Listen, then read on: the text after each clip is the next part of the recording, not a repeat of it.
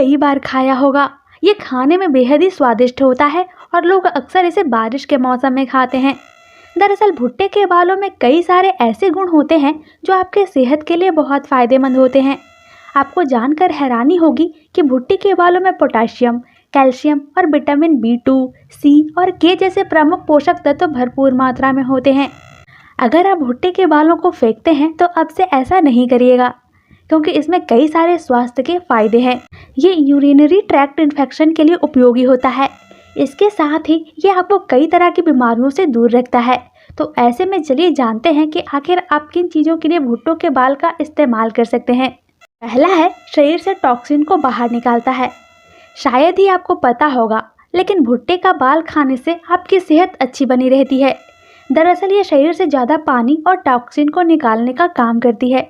खास बात ये भी है कि हार्ट फेलियर और किडनी स्टोन के खतरों से भी बचाता है। दूसरा है, वजन को कम करता है। अगर आप मोटापा कम करने की सोच रहे हैं तो ऐसे में भुट्टे के बाल मोटापा कम करने में आपकी सहायता करेगा।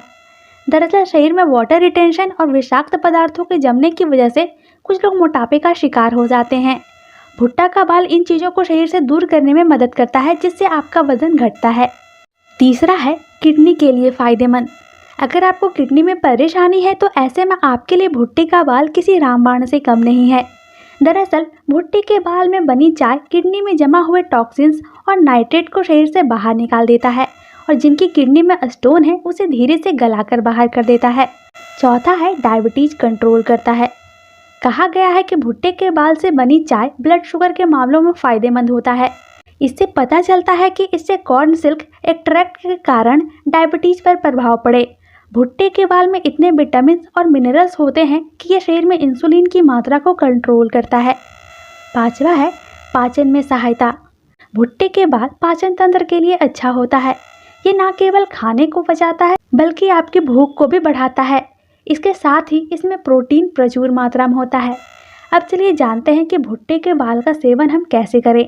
पानी को उबालें और इसमें भुट्टे के बाल डाल दें। टेस्ट के लिए आप इसमें नींबू का रस भी डाल सकते हैं। इस मिश्रण को किसी ग्लास या जार में डालकर पूरा दिन धूप में रखें, फिर शाम को शहद डालकर सेवन करें।